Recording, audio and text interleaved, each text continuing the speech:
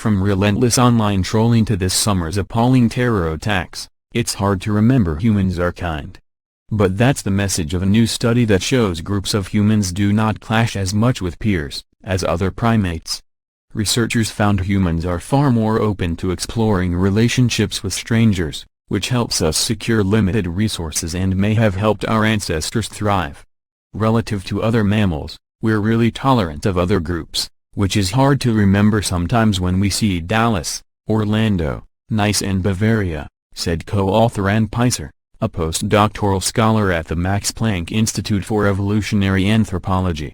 There's a lot of archaeological and ethnographic evidence of humans maintaining friendly contacts with people of different ethnicities, religions or livelihoods, strangers from over there doing something different. The question is, how did these relationships get started? She asked. Together with Michael Gervin, a professor in the University of California Santa Barbara's Department of Anthropology, she suggests the answer revolves around a means of buffering against risks and improving access to resources, be they food, clothes, shelter, mates, or even useful information. In our evolutionary past, these limited resources were not always available in one's local community, but friendships across group boundaries could provide access, the duo explained.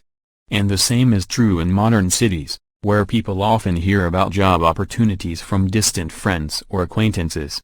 Dr. Pisor said, the same psychology affecting when we built out group friendships in the past should be at work today. To explore the phenomenon, they examined 3 small populations of farmers in lowland Bolivia. These populations varied hugely in their reliance on markets, as well as their exposure to other ethnic and religious groups. Participants played a game in which they had the opportunity to interact with strangers from the same ethnic or religious group or from a different ethnic or religious group, dubbed out group, by giving money to them. Unlike similar economic experiments, donors could see pictures of potential recipients, and those receiving money learned the name of the generous, or stingy, donor. The idea was that participants could form new relationship through the gifts and the participants agreed. For example, one man said, "If I ever meet this guy, I'm going to say I know him from your game," Dr. Pisor said.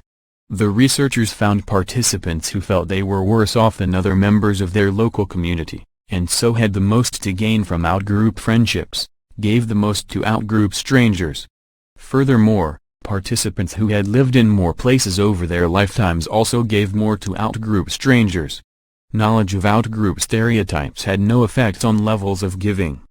The authors of the study, published in the journal Scientific Reports, believe the need or desire for resources, combined with direct, especially positive, exposure to out-group members, may be key to promoting trust, tolerance and possible friendship with out-group strangers. The duo suggest their approach builds on our existing understanding of the importance of perceived opportunities for mutual gain, previously identified as a key ingredient to friendships. They think this is likely rooted in the between-group resource buffering crucial throughout human history and prehistory. Working among formerly isolated populations now experiencing rapid change provides a good opportunity to understand the conditions that help or hinder folks to work well with people of different backgrounds, Professor Gervin said. From maintaining access to territory, clean water and other natural resources, collaboration across group boundaries is crucial for many indigenous populations today. Evolutionary-minded researchers have a growing interest in studying intergroup cooperative relationships in humans. We have been too preoccupied with thinking about intergroup conflict, Dr. Pisor said. We know less about why humans are so prone to intergroup tolerance and friendship. A better understanding of why will hopefully allow us to better nurture friendships that transcend group boundaries, and maybe reduce the volume of conflict we see in the news.